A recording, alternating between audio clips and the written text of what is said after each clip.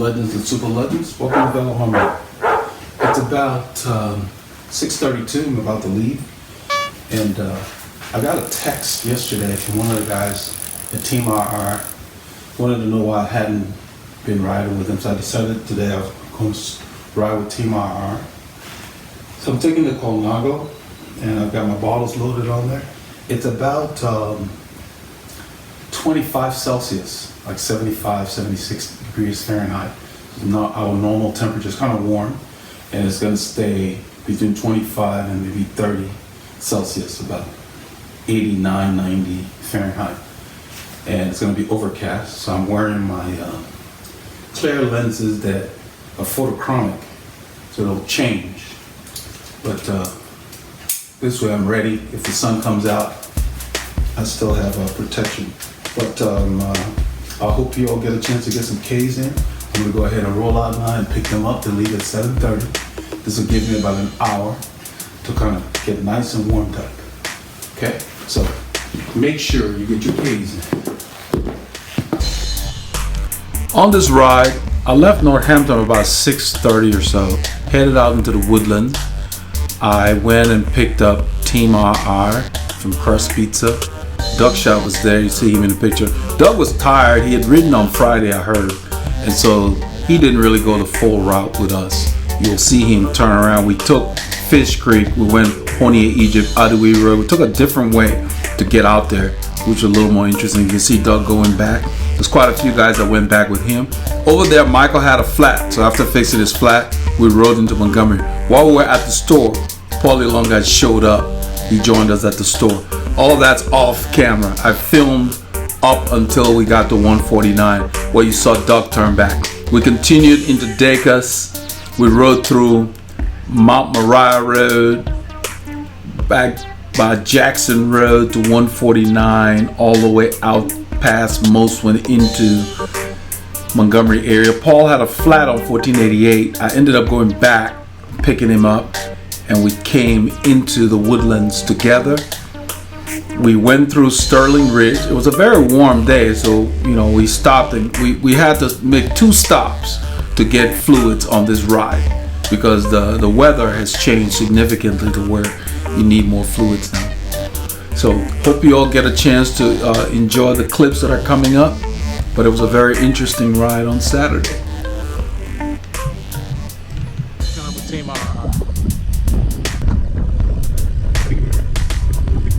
This is my arrival at Crust Pizza. The boys are already here. That's Doug Shot on the right. Dan the man. How you doing? The guy on my left is Max. He just got here too. Max, how you been? Good. Max rides with Mo's group sometimes as well.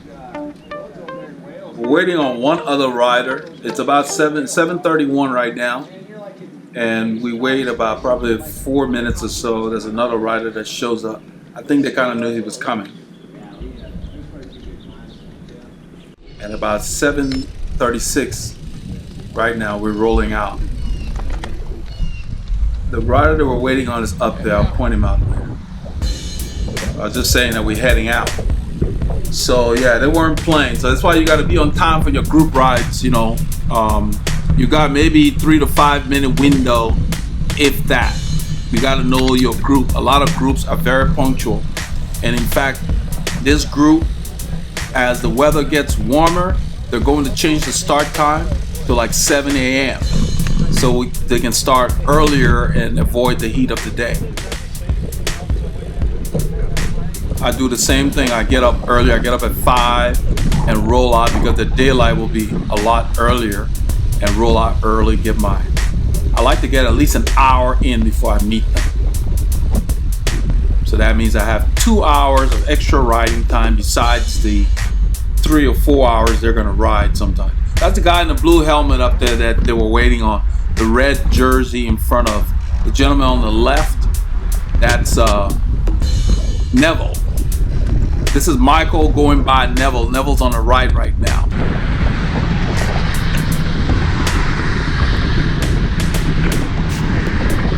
I'm trying to stay in the back and kind of get everybody in the frame because There were a few riders that just sat on the back. You know, their fitness is different, so they're just sitting in. And that's okay. You kind of have to know what your goals are, so you know you don't try to do too much. There are quite a few people that did too much on this ride. They ended up turning back early, even though the discussion was for us to go out and do a longer route. People had to change their minds because they overexerted themselves. It's always the case. So you got to find out what your goal is for the day. Saturdays I want at least no less than 3 hours. I greet Neville. I'm not sure what he's doing.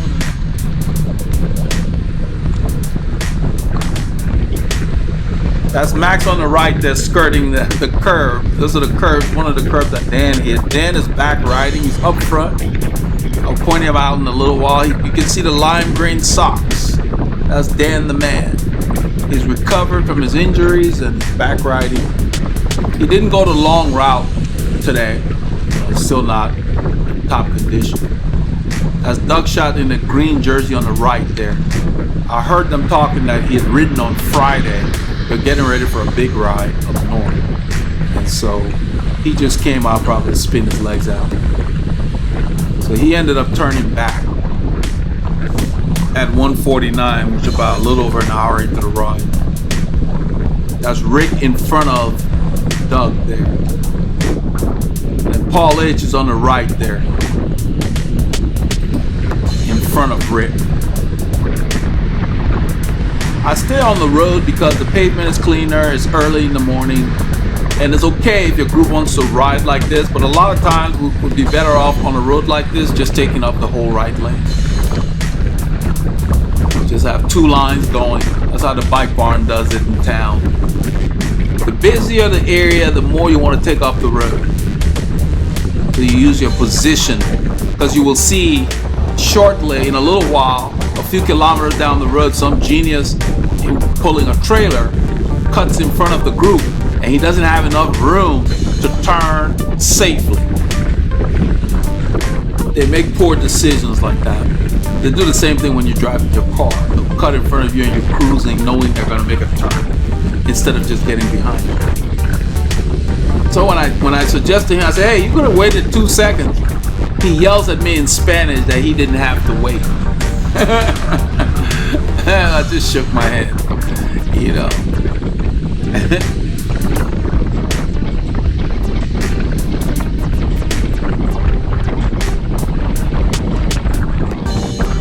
I'm not sure if he cared whether I understood it or not, but I did. I know enough Spanish to be dangerous, you know. And so I understood what he was shouting, but he didn't have to wait. That's just the wrong attitude. You don't have the right to cut off other road users. So he's got the wrong attitude. We'll catch up with him at some point. Because he's not only going to be cutting off cyclists, he's going to cut off other car drivers and run into somebody who's crazier than he is. Or who's not paying attention and going to slam into him. So it's called karma. It all comes back to you. So no fuss, no muss, but you guys will see it. I left it in there just to show, because it's almost not exactly what happened to our super legend Daryl Shanks, but it can happen whether you're riding solo or in the group. We're all alert, so everybody called it out. You'll see it in a little while.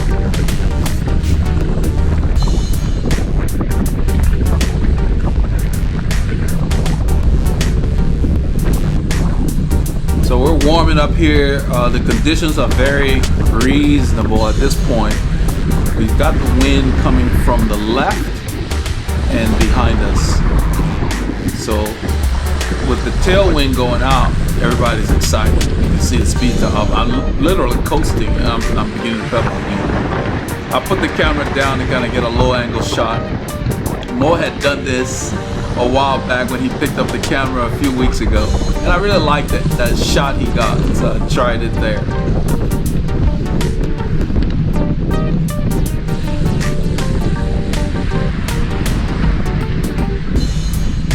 So whenever I ride on this road solo, when I get to this point, I get on the lane where I am. Because when I'm riding solo, I'll use the shoulder. But right around here, you want to get in the lane because the shoulder ends at the corner. And a lot of times it's easier to let the other road users know your intention when you're on the road. So we're gonna turn right. So when I'm going straight, especially, I use the lane. This is Egypt lane over here.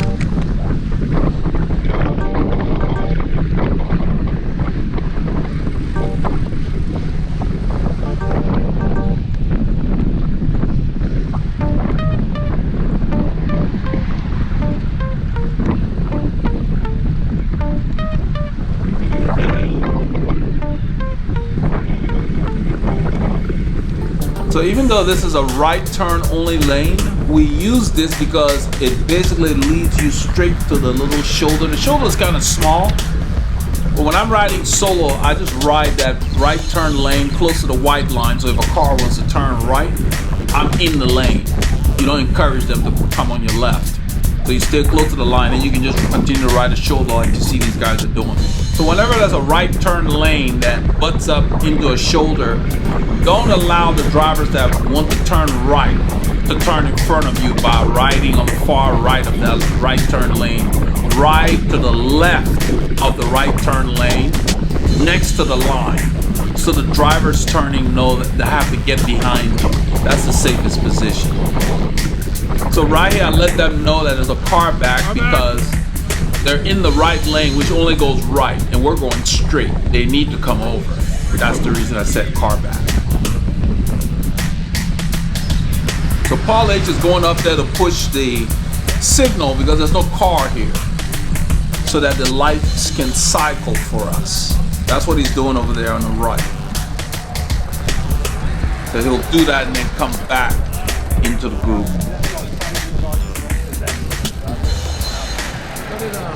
Years ago. It's a replica.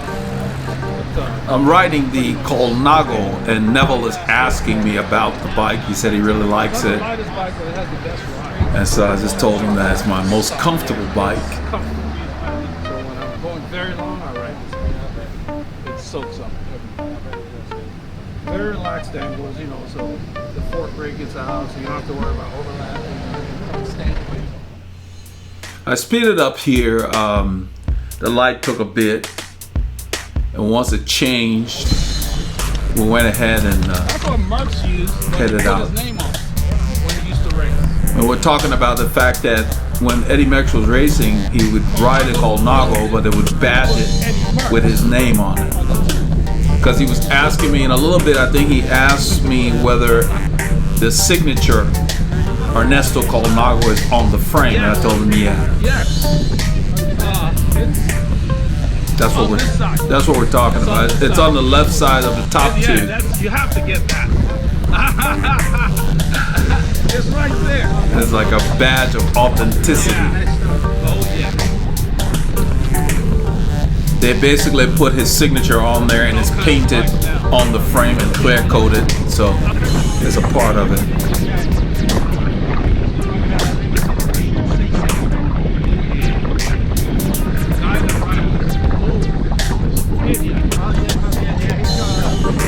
So you can see we're chatting, so you know we really have not started riding in earnest. It's still part of the warm up. We're kind of rolling out of town.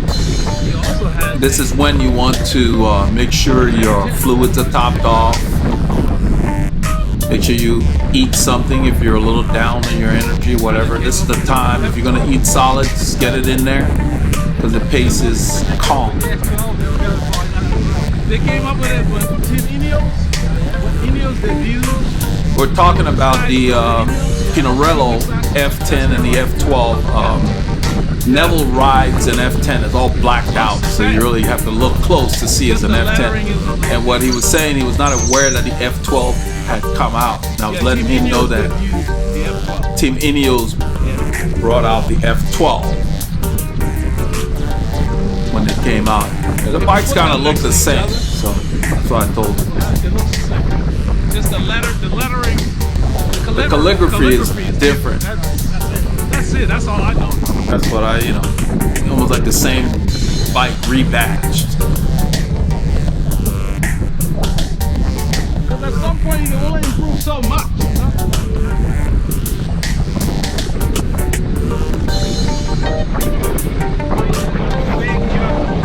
Technology in the frames now is what we're talking about. You can only get so much out of the frames. They're so far along. F12 came out, it seemed fishy to me because there was no pre-marketing allocation. Just when Team Ineos debuted in New Jersey, all of a sudden it's called F12. So I suspect the same thing. So our suspicion is the F12 is pretty much the F10 rebatched. There was no big grand opening for it. So it seems fishy.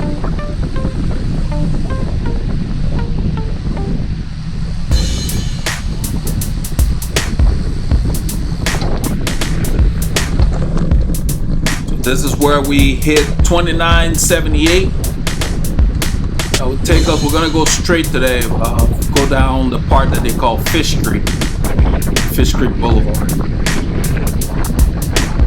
The plan is to go out there and go straight instead of turning right on South Pond after Raven Chapel like we usually do. We're gonna take a different route to get out to 149, which will take us into the Taco Corner area.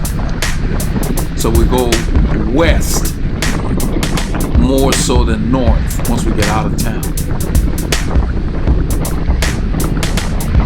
It is on this stretch that you'll see this genius coming and just makes a basic bad turn, I call it, that anybody starting driver's ed knows better. You know, I'm not sure where he got his license from, but obviously common sense eludes him. But these are the things you have to be aware of, even if when you're in your car. It's the same stuff. They must get in front of you for some reason.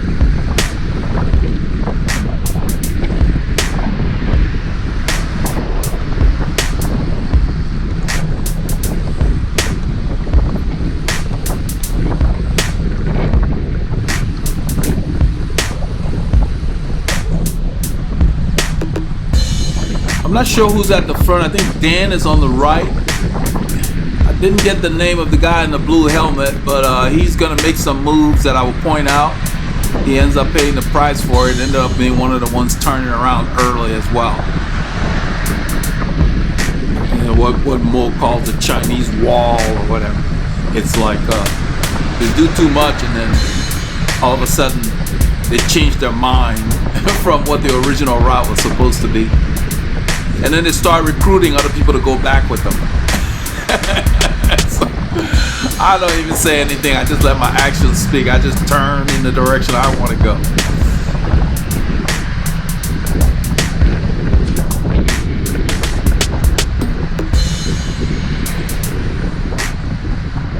So the reason we ride like this is you can see some people are on the road, some people on the shoulder.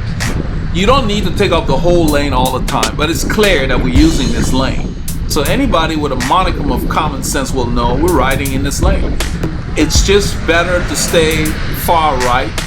Even like those of you who have motorcycle licenses, you know when they tell you when you're riding your motorcycle, don't stay on the left by the yellow lane on a 2-lane road. Stay on the right side of that lane, just in case. You have a little bit of leeway if a car is not tracking correctly from the opposite direction. So it's the same theory we use. You will see in a little bit, we're rolling along here at about 22, 23.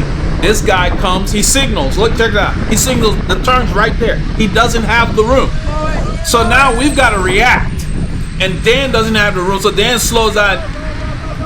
Somebody tells him to go. I came on the side and said, you could have waited 2 seconds. Exactly. I told him he could have waited 2 seconds. And he had the nerve to yell at me in Spanish I see that. that he didn't have to wait. He was yelling, he was angry. I'm like, you cut us off and you're mad? But that's the kind of stuff you have to look out for when you're riding or driving your car. They make stupid decisions. All he had to do was get behind us. He didn't even have enough room to slow down. Yeah, he didn't have room to slow down and make the turn. So then he had to wait to see what we were doing. So people had to tell him to go. You know, it was really weird. That's just a bad decision. Yeah, he got the nerve to there. I understand Spanish. He got the nerve to yell at me in Spanish.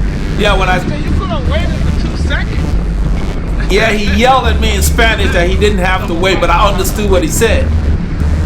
You know, I mean, you don't have to wait. Shouting in Spanish. So that's okay. But it was like that's the stuff you have to be aware of. He said, "Why do I have to wait?" Yeah, his response was, "Why do I have to wait?" in Spanish. Like, you know. But you ended up waiting anyway because he couldn't even turn because he saw Dan on the right. So he just slowed down and waited till we told him to go. I mean, everything about the move was just dumb. They do the same thing when I'm going to the store in my car. You get them, you'll be cruising and they'll just get in front of you knowing that they're gonna turn. Then you've got to break dance.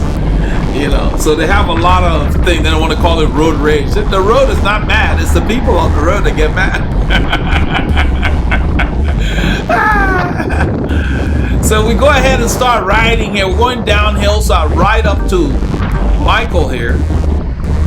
And I think I go past Michael because I'm ready to start riding. We're out. You know, we're out of town. It's time to get the workout going. I flip the camera behind. And there's quite a gap between Michael and the rest of the guys. I'm like, I don't know what they're doing, but in a little while I have to like slow down because they end up, I think they missed the light. I don't know what happened, but for some reason, maybe they were waiting on somebody who didn't catch the light. I believe that's what happened, but you'll see. But I'm ready to start riding here. Not really going hard, maybe, 2.5, 50%. Just rolling with the momentum from that downhill off the bridge. I let them know I'm slowing down early before the light because this light is short. I don't know if I flip the camera towards the light or not, but the light is short. So the light changes, I'll put my arm out, let them know we're going. The light changes to green. I think Michael is there. That's Michael. They're still far back. That's the intersection we just got through. And I believe the light goes yellow for them. So not everybody makes it. The Rick is sitting up. That's Rick sitting up because not everybody makes that intersection. That's what happened. So in a little bit, I'll let Michael know. I said they stopped. So I ride up to Michael here because he had gone by me while I was looking out for them.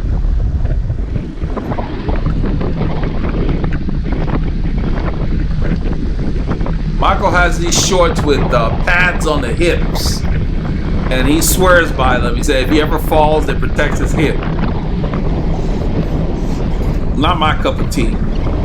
So I ride up, and I think I take the lead. Yeah, I just go through, keep the tempo going.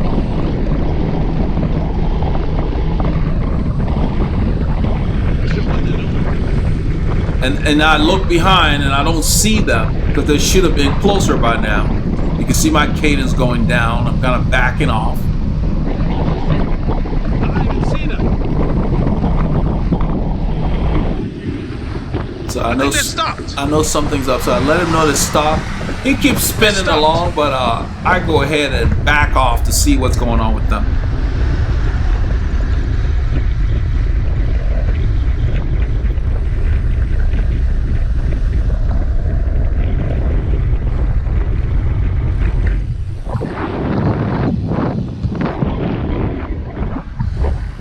Turn the camera around, you can't see them in the shot. I see a little bit of a light.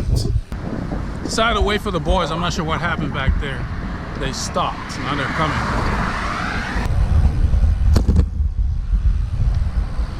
The turn in here. Something had to happen. They're too far behind. I think they stopped to wait for those who caught the light. And so I decided to turn into this street on the right and just do a U-turn. And do a little semicircle. That shit. Because I see them rolling up. And so by the time I execute the turn, they're chasing so hard they zoom past. You'll see them right here. And so by the time I get to the road, there's a little bit of a gap, so I go ahead and kick up my speed and ride up to them.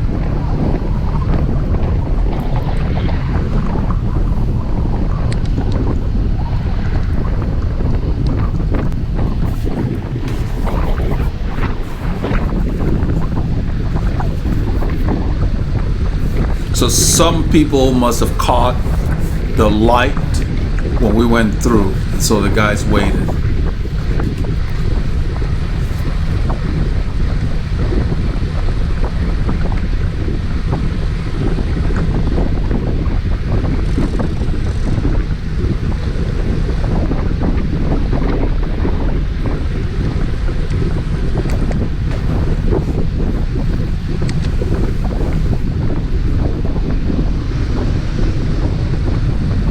So even though we've got a bit of a tailwind, this road is going up. And then we get in here and they've got these barrels. They've got that left lane closed. I'm not really sure what's going on or what they're working on. Some road work or something. But in this situation, there's really not a whole lot of room for cars to pass in this lane. And you know, with those barrels where they are, so I placed myself a little to the left of Neville because they're riding the line. If you're riding solo, you see where Rick is? That's perfect. But with a group like this, that many riders, and we see some people on the line and so forth, I just stay on the road to make the cars wait. It's not a long stretch. But if you were riding solo, it would be courteous to ride where you see Neville and the other guys are. But the bigger the group, it's better to just take the lane and let the cars wait.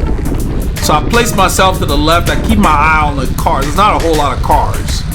So right here, the guy on the front in the blue helmet and red jersey, he rides off the front.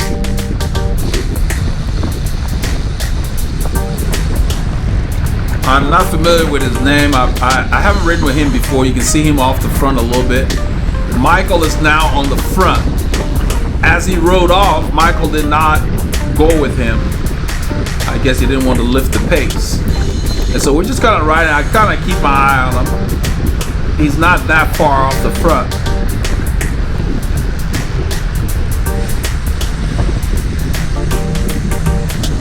But he's going to end up paying the price several times on this film, and you'll see that. And I made it a point to film that just to show you guys and girls that are watching this film.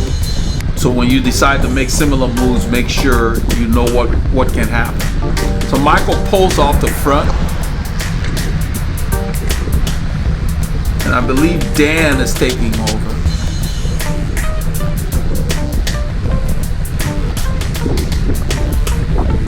At this point, I'm staying left of Neville to get a good shot. You can see Doug Shot is in there behind Dan. And then Max is there, then Paul H, then Rick, and then Neville and myself. Michael gets behind me.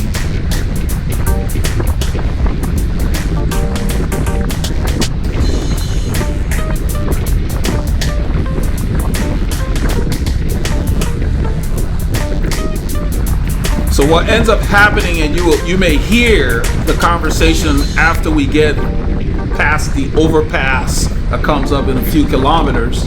When we turn on Capitol Road, Rick asks if we're going to wait for the others that are off the pace. And one of the others ends up being the guy who's off the front. So I tell Rick, if it's the guy who's off the front, who was off the front, I'm not waiting for him. And hopefully, I think you will hear that. So he's pulled over to the right because he's done whatever he was doing. We just continue riding and doing what we were doing. So whenever you make a big effort like this in a group, make sure you got something left. Now some riders will come to the group and use the group workout for like interval training or whatever. That's all good if that's what you want to do, but if the group does not back off and you have not recovered, you may end up riding alone. So just keep that in mind.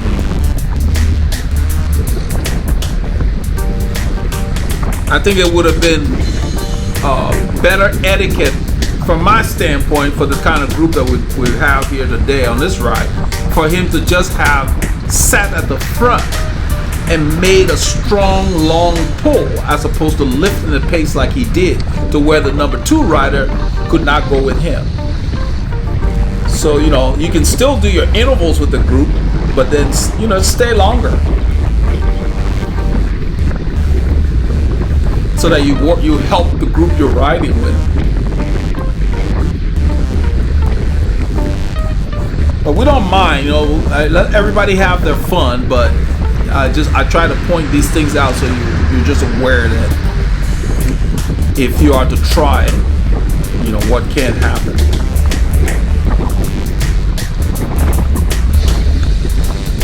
Neville's shaking his hand. Both of his hands get numb on this bike. This is his new Pinarello F10. It's all stealth, but his fit is off. And I ended up mentioning to him off camera because we were talking about it. They were asking me about how I set up my Colnago, you know, because of the high setback that I have on the seat post.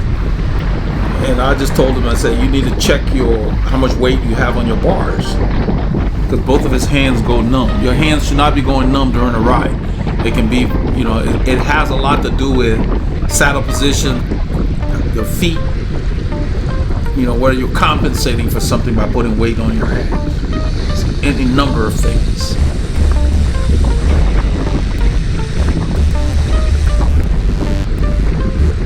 I'm not sure if Dan, I think Dan is pulling off there, yeah.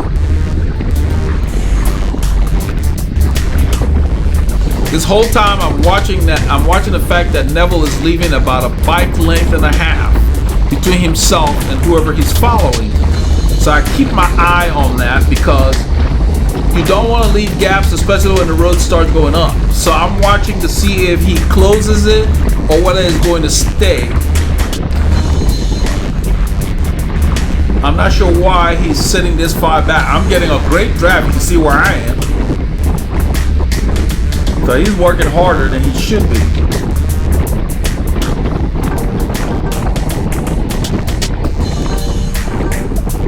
So the road here goes up. The overpass is coming. That overpass is about 3% or so, 3.5%, something like that. And it's long. And all these rollers that lead to it, when you ride it like this, when you get there, you got to make sure that you're, you know, ready for it. So I continue to observe the gap between Neville and Dan. You see that? That's pretty significant. He's not getting any draft right here. So don't ride like that. You waste too much energy. So he's riding harder than he needs to be.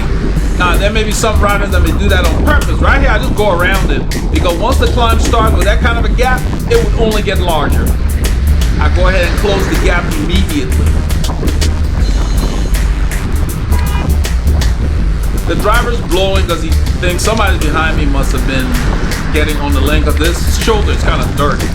So I'm riding the line and I move over. Some of these drivers will blow as they pass, as opposed to just moving over and passing. You know, so that's what that was about.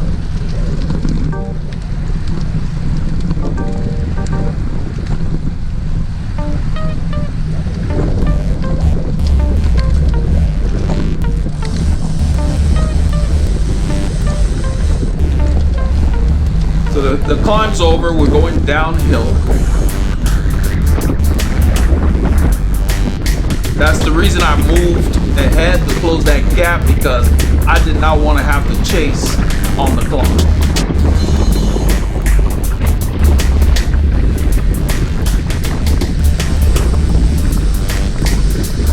At this point we're going pretty hard. So what happened is, at this point I did not turn the camera around. But the guy who had been off the front, he's struggling because we went up that climb pretty hard. He was behind me because he had pulled off, if you guys remember.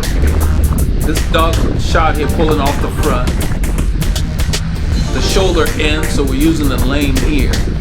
So he's back there. He's one of the ones that fell off the pace at this point. And then Rick was asking whether we're going to wait.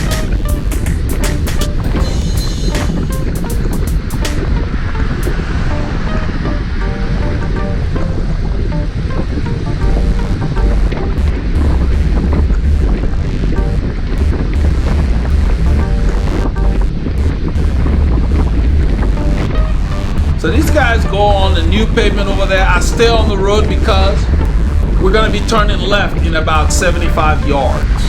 And the ride over there, it would encourage cars to come and fill up this lane.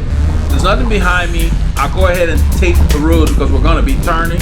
and it just makes sense to stay here. They end up coming back anyway. So don't do things. I mean, you go over there and you got to come back anyway. If we were going straight, yeah, that would make sense. We turn here on Capitol Hill Road. The group has split at this point. I think there's 3 or 4 of us up here.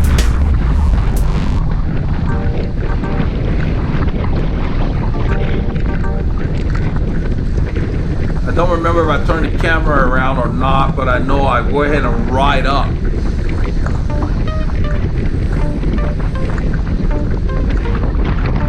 I end up going around Dan here and riding up to Paul, H, and Max.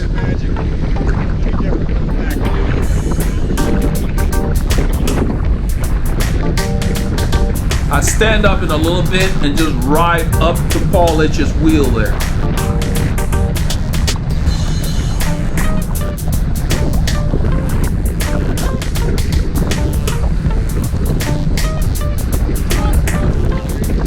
Max is looking back to see who's back there, if they're close.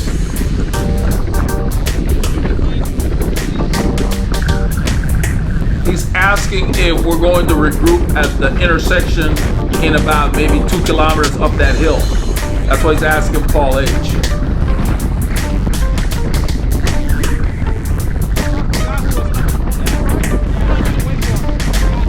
What you're hearing me not very clearly tell Rick is that, because Rick asked me, we're gonna wait. I say, if it's the guy that was up front, I'm not waiting for him. He's gonna have to ride back. And then Rick said, yeah, I don't know why they do that. Well, everybody's here to have fun. They can do whatever they want. I said, but I'm not gonna wait for him. He went off the front of Fish Creek. He can ride his way back. So he can use that same effort to catch back, but we're not really going that hard right now. Max takes off, so I ride up to Max.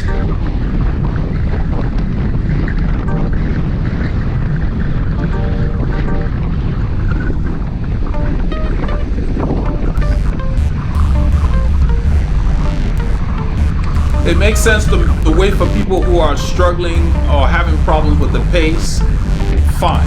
But the people who are going off the front on attacks, nah. If they start having problems, they need to pay the price. That's just the way it is. And so he made it back. That's him right there. Because we really weren't going that hard. I wasn't going to wait. He can ride back. There was a lull. But what happens is we're going to turn right. They want to stop. You'll see them stop. I won't. Just watch. They'll unclip and I just turn. Then I rotate the camera in a little bit. Right here. You see them unclip. This is Raven Chapel Road. Right there. They're going to stop. I just continue going.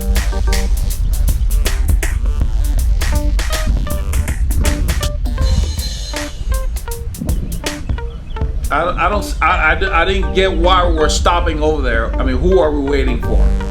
I had no idea who we were waiting for. I think we were all there. But we had backed off the power anyway. So what's the point of unclipping? Just too many stops. So I just turned. I continue to pedal kind of softly to see what they're doing. I don't know what they were waiting on. And you can see all of them coming. So there was no reason for us to unclip. It's a big tire, 28. So Rick said it looked like my tire was low, and I told him no, it's a 28. And then he said, in a little while, he said, you don't have much clearance.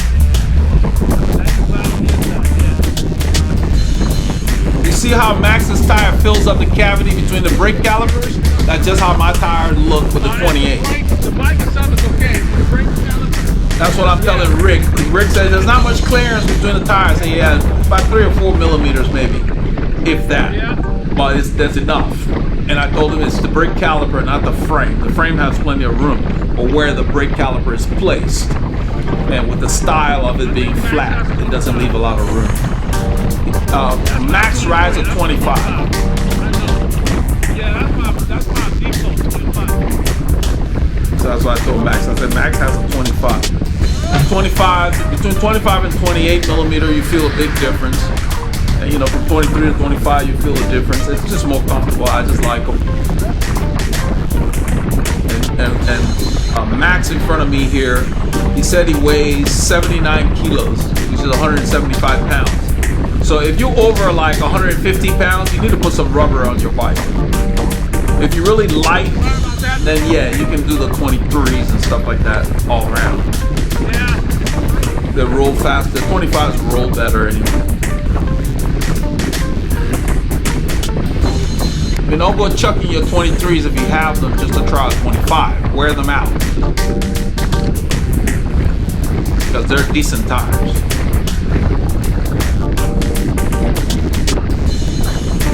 At this point, Paul is just pulling on the front. Max rolls up to him. Max put his hand out because he's backing off. Because he came up on Paulage faster than what Paulage is doing up here. So he slowed down a bit. You always got to watch for that. Max was just being courteous, but you can't depend on those hand signals.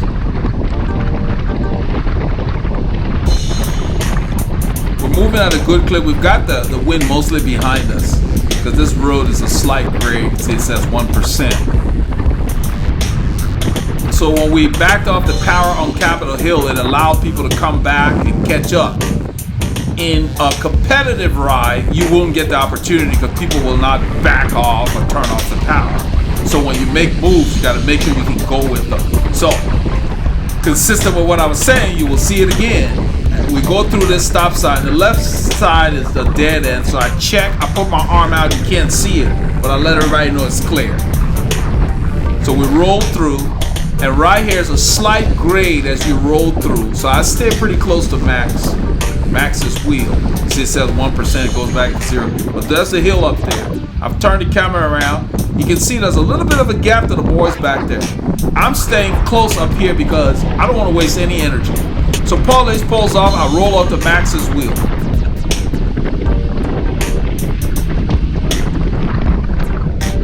This climb here goes up to about 3% or so. And you notice he's not slowing down as he approaches the climb. So the effort is already on as we approach the climb. You see my cadence is up. I stay close to him. I move on his left a little bit. I'm not overlapping him. I'm just staying close. So the camera makes it seem like I'm overlapping, but I'm not.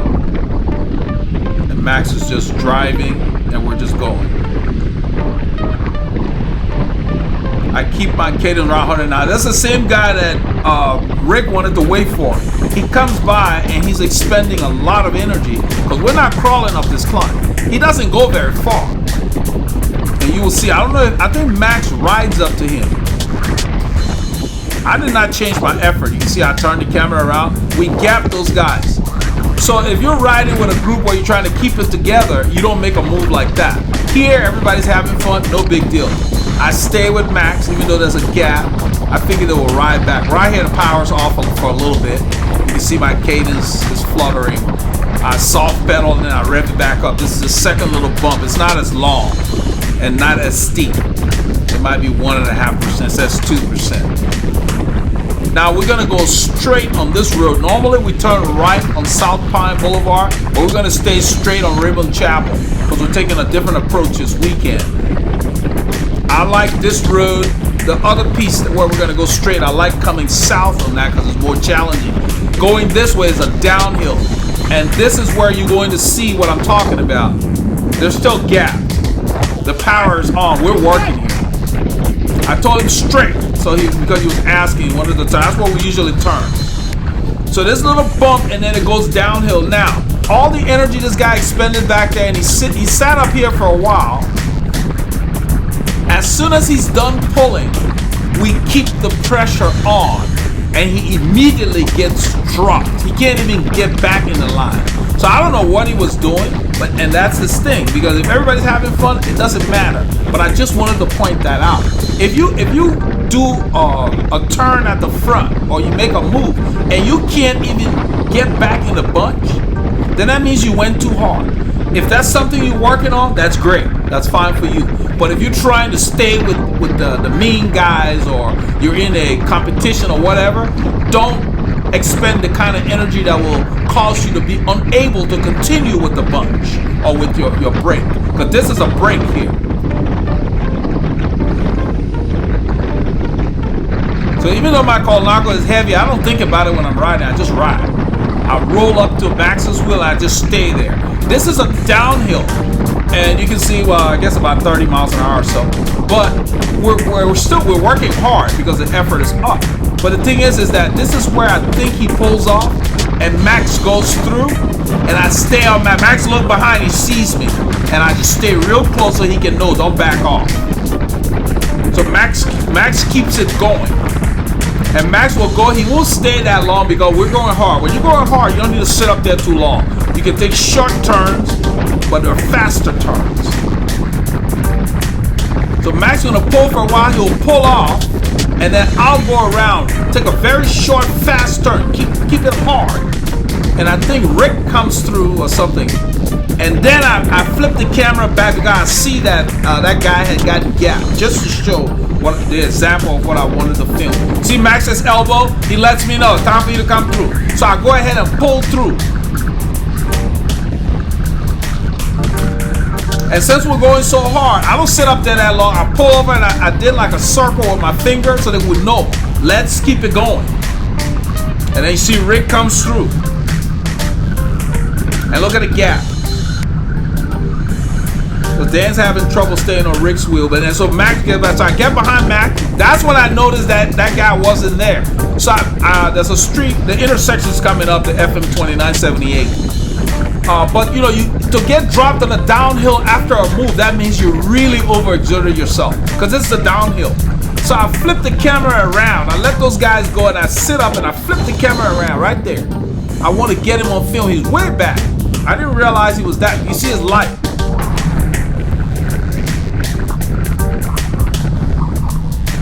The power's off here, so you know that's why I sat up a little bit. I wanted to get him on film, just to show you guys that he shouldn't have gone that hard, that long. He should have done a shorter pull so he'd stay with us. So if you did that in a race, you're not going to get to the finish line. If that was the finish line, that was the example I wanted to use. He was so far back you couldn't even see him. At that point, something got in my throat. I think a little bug or something got in my throat. So I start coughing like crazy. We're going left. I tell him we're going left. Left turn. We're going up to Adui. That's Adui will take us to Keenan Cutoff. I swallowed a little bug. It hit the back of my throat. And it's like it itches your throat when it does that. And so I'm coughing it up here. It's like, it just feels odd. There's something in there. Like it tickles your throat.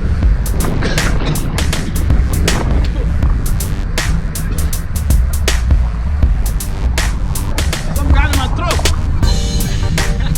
Guys are laughing at me. Hit the back of my throat, yeah. So Max comes around and I think, Rick, and then I didn't get this guy's name. That's the guy who was off the back. So I slipped behind him. We're gonna turn right. Paul H and the other guys are off the pace right now. Paul H and Michael and them.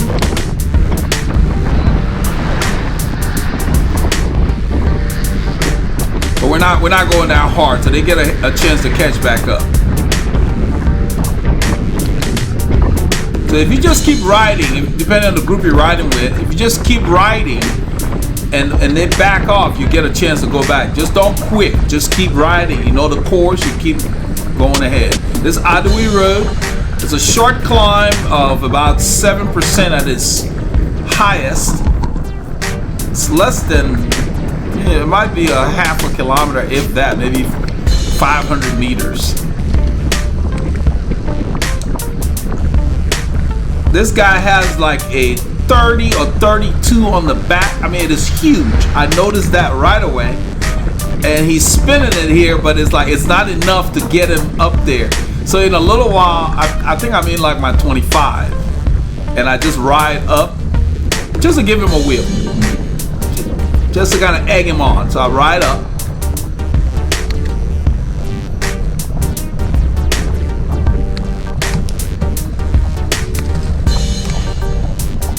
He let such a gap open to the point where I didn't want to try to close it all at once. I figured we'd ride back to them gradually.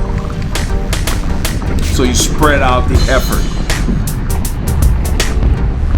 So we're over the steep part of the climb. I think he takes a pull here too. I think he'll come around. Because I pull for a while here and then he'll come around.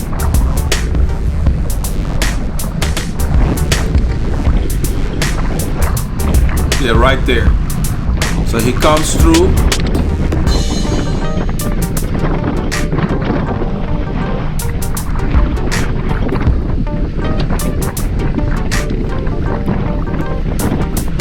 When somebody's trying to close a gap, it's best to just you sit on their wheel and see if they're making progress. If they start slowing down and you're feeling okay, then it's only fair that you go around and either close the gap or at least take a pull. Because he let that gap open because it was hard at that point. He didn't want to go any harder after his effort back there. So I'll go ahead and come through again and decide to just go ahead and close up to these guys. They don't look like they're riding that hard anyway.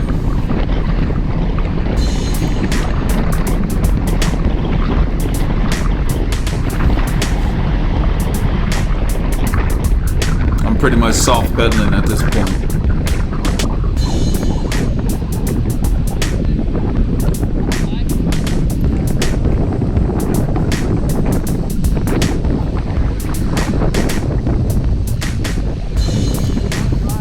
This is Keenan Cutoff, so we're gonna go right on Keenan Cutoff, which takes us west to 149. Then we'll go north on 149 to Montgomery.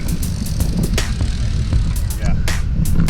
I rolled past Rick. I'm not sure why he's there. I don't know what they were doing. I think they're waiting for the guys to close up. I turned the camera around. So we just got a soft pedal for a little bit. It gives the people that are off the pace an opportunity to catch back up. I think I see Paulish back there already. So once they catch back up, you can see I start to put power into the pedals. People are up front. Yeah, these guys came around and I just rolled up. This road is very deceiving. It's up and down, and depending on what the wind's doing, you can get a great workout on Keenan Cutoff Road. It's a road that is heavily traveled by cyclists.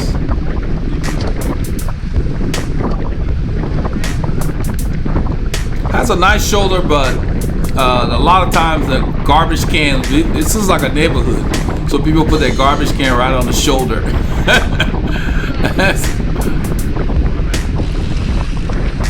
I let Max know car back and give him room so he can come in. It makes it easier for the cars to go by.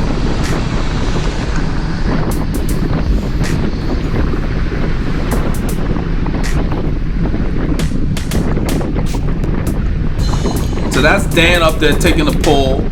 I'm just sitting on Max's wheel, and I think I'm drinking and eating because this is like 1 hour into the ride or so, and we've got several hours left, those of us who are going long.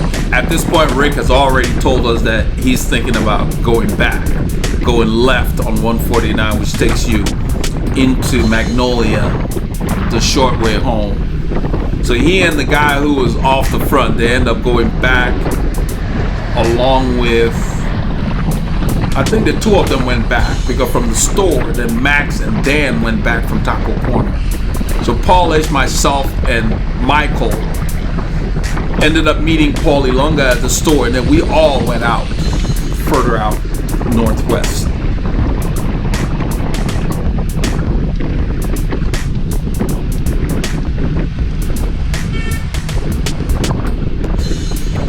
That horn wasn't for us. Some guy in the parking lot was blowing. I'm not sure what was going on in there. That's a store we went by on the left.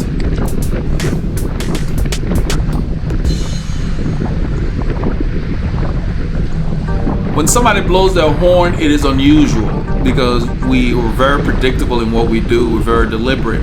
So when there's a horn being blown, I kind of want to know what's going on because usually that means something's up. You know, a horn in its essence is a warning.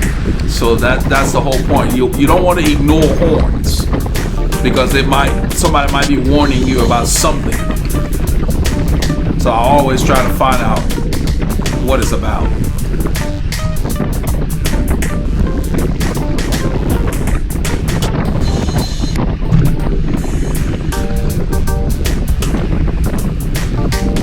this entire route here on Keenan Cutoff is between 0 to like 2.5%. See, it says 2% right there. Thereabouts. We got a few stretches where it's 3 to 4%. So you can come out here and really work as hard as you choose to. That's why I like to go north. It's up and down. These rollers, depending on which gearing you select, you can get the workout of your choice.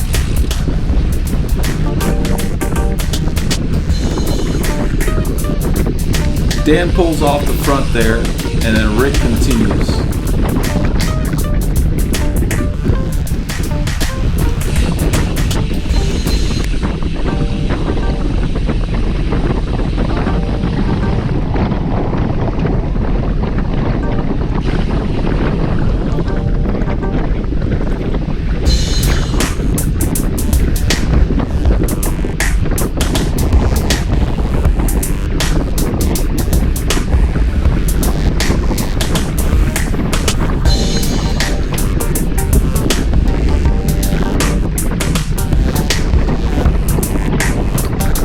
So when the pace is steady like this, you can use the opportunity to play around with different cadences.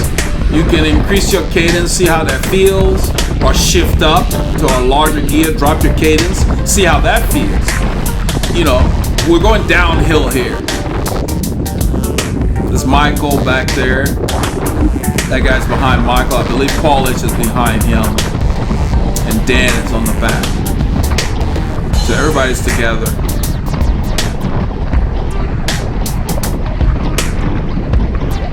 So the cool thing about a group is you don't want to restrict the group. You saw that guy making the attacks. I just used that as an example of something to be aware of if you want to try. Let people do what they want to do, because one thing you can do in the group is there's always a point where the power's off and then people can get a chance to catch back up. Instead of restricting people to, oh, you can only do this speed. Those kind of groups are just too dull for my liking. I like a group where anything goes as long as it's safe. Let everybody come and enjoy themselves. That's what it's about. So stay away from groups that have too many restrictions, especially the restrictions that don't make sense.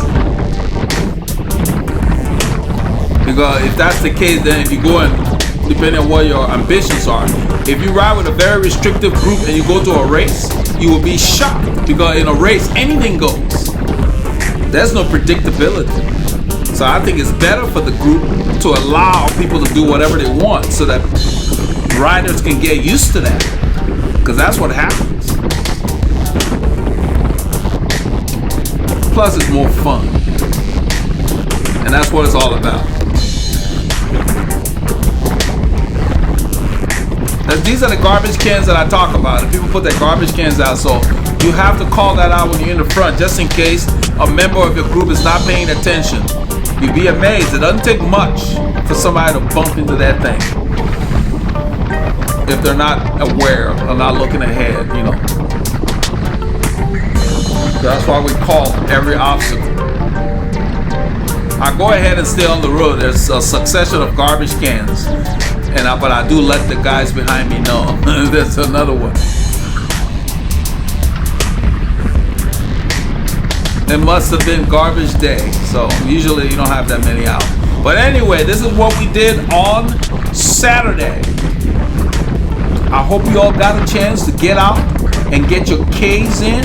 And remember, keep those doctors fired.